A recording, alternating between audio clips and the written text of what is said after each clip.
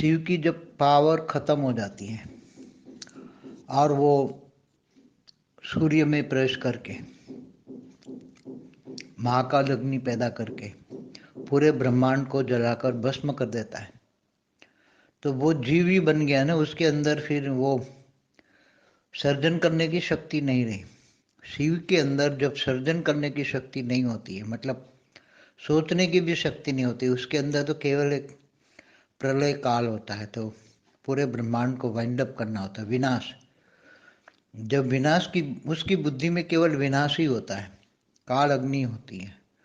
तो जब जिसकी बुद्धि में काल अग्नि होती है, तो शिव की बुद्धि में निराकार ब्रह्म की बात कर रहा हूँ। निराकार ब्रह्म जब सूर्य में प्रवेश करता है, जब विनाश, तो विनाश जो ढूंढता है पूरे अपने महाकाल प्रलय करता है, विनाश करता है, विनाश करता है। तो जो विनाश करता है तो महाकाल प्रलय में उसकी बुद्धि विनाशकारी हो जाती है। तो विनाशकारी बुद्धि को क्या कहेंगे? जीव बुद्धि कहेंगे ना। सर्जनकारी को अच्छा कहेंगे, मगर विनाशकारी जो विनाश करता है, महाकाल प्रलय करता है, महाकाल प्रलय करता है, महाकाल प्रलय, तो विनाशकारी बुद्धि को जीव बुद्धि कहेंगे। तो शिव शिव जब सत्यम शिवम सुंदरम, जब वो एकदम निराकार, निर्गुण, निराकार, कर्मातीत, भावातीत, गुणातीत होता है, तब वो शिव होता है। और जब वो कर्म बंधन में, पूरे ब्रह्मांड का सर्जन तो उसने करवाया ना, तो उसका कर्म बंधन तो उसको लगा ना। कर्म बंधन अल्टीमेटली वो डायरेक्ट नहीं करता, मगर करवाता है। शिव करवाता है। शिव आकारी शिव से कराता है। आकारी शिव मना सदाशिव, सदाशिव सदाशक्ति द्वारा कराता है। और सदाशक्ति ब्रह्मा द्वारा सर्जन, विष्णु द्वारा पालना और शंकर द्वारा विनाश करवाती है, पूरे ब्रह्मांड को चलाती है। तो डायरेक्ट या इनडायरेक्ट तो कर्म बंधन तो जो करवाता है उनको लगता है ना। तो कर्म बंधन तो चाहे निराकारी हो तो भी लागू पड़ता है ना। ऊपर के निराकार के ऊपर जो लाइट के ऊपर जो माइट होती है, माइट माना उसका जो परम प्रकाश के ऊपर परम महतत्व का एक आवरण होता है। परम प्रकाश के ऊपर परम महतत्व का एक आवरण होता है, जो परम प्रकाश को बिखरने से, बाहर उसकी पावर जाने से रोकता है, एक आवरण बना देता है, ताकि उसकी पावर वेस्ट ना हो, पावर बिखरे नहीं। इसलिए उसकी पावर को रोकने वाला, परम प्रकाश को रोकने वाला परम महतत्व एक आवरण होता है, उसको हम माइट कहते हैं। तो ये निराकार को भी लागू पड़ता है। तो निराकार क्या बन गया? हमेशा सत्यम शिवम सुंदरम जो लागू पड़ता है ना, वो निराकार को ही लागू पड़ता है।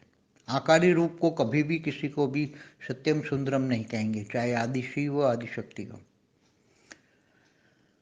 इसलिए जब वो विनाशकारी संकल्प करता है, विनाश करता है, तो विनाश तो जीव करता है ना।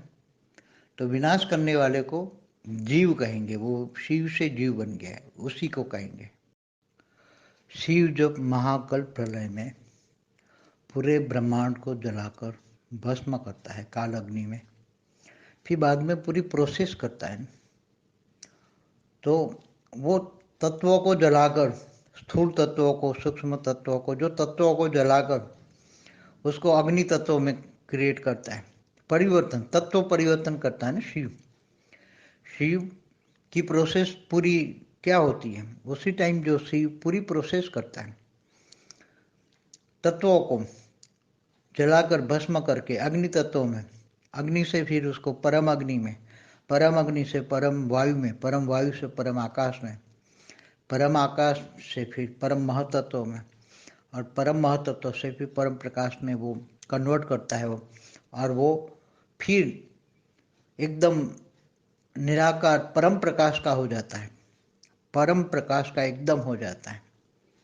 मतलब वो ब्लैक होल नहीं रहता। फिर ब्लैक होल जो होती है वो काल अग्नि को, जो पूरे ब्रह्मांड को जलाकर भस्म करने की जो स्टेज होती है, वो ब्लैक होल। तो ब्लैक होल की स्टेज जो जीव बनाने की स्टेज होती है, तो शिव उसी टाइम जब विनाश करता है पूरे ब्रह्मांड का महाकल्प प्रलय में काल अग्नि से, तब उसकी आत्मा की स्टेज एक जीव समान होती है, एक जीव बन जाता है। और फिर जीव से शिव बन गया, शिव बन के दोबारा सर्जन करता है। फिर जब ब्रह्मा के 100 साल पूरे होते हैं, तो ब्रह्मा के 100 साल पूरे होने पर पावर, शिव की पावर 90% खत्म हो जाती है, 10% रहती है।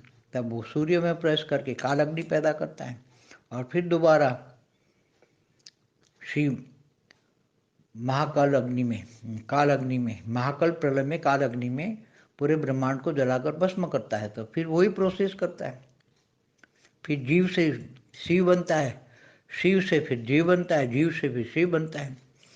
तो ब्लैक होल की जो स्टेज होती है, शिव की ब्लैक होल तत्व परिवर्तन की जो स्टेज होती है जीव से शिव बनने की, वो तत्व, वो ब्लैक होल वाली स्टेज, विनाश की स्टेज, तत्व परिवर्तन की स्टेज, वो पूरी स्टेज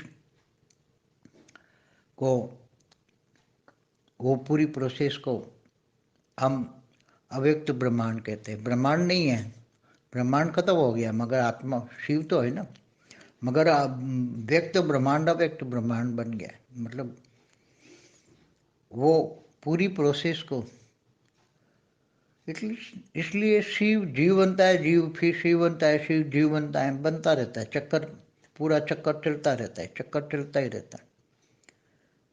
इसलिए ये पूरा चक्कर चलता ही रहता है। अनंत कोटि ब्रह्मांडों में अनंत कोटि शिव होते हैं। तो वही जैसे सूर्य मंडल, सोलर सिस्टम माना ब्रह्मांड है, चालू है, ब्रह्मांड चालू है, शिव है, मगर इतना ही जैसे 800 करोड़ सोलर सिस्टम है, 800 करोड़ ब्रह्मांड चालू है, तो 800 करोड़ ब्लैक होल है, 800 करोड़ शिव जीव की स्टेज में है, वो प्रोसेस में है, महाकाल प्रलय की प्रोसेस में है, ब्लैक होल बन गया है। तो फिर दोबारा वो तत्व परिवर्तन करके तत्वों को परम तत्वों को परम तत्वों को परम लाइट में कन्वर्ट करके फिर दोबारा जीव से शिव बन के शिव के फिर सर्जन करेगा। प्रोसीजर चलती रहती पूरे गैलेक्सियों में एक साथ में, अनंता ने, इसलिए शास्त्रों में क्या कहा, प्रतिपल अनंतानंत ब्रह्मांड बनते हैं, बिगड़ते हैं। इसलिए महाशिव की एक पल बराबर ब्रह्मा का 100 साल। अब ब्रह्मा का 100 साल माना, ब्रह्मांड की आयुष खत्म, और ब्रह्मा की आयु खत्म हो जाता है, तब तुरंत ब्लैक होल बन जाता है, महाकाल प्रलय होता है। इसलिए महाकाल प्रलय हमेशा शिव की एक पल में अनंत आनंद ब्रह्मांड बनते हैं।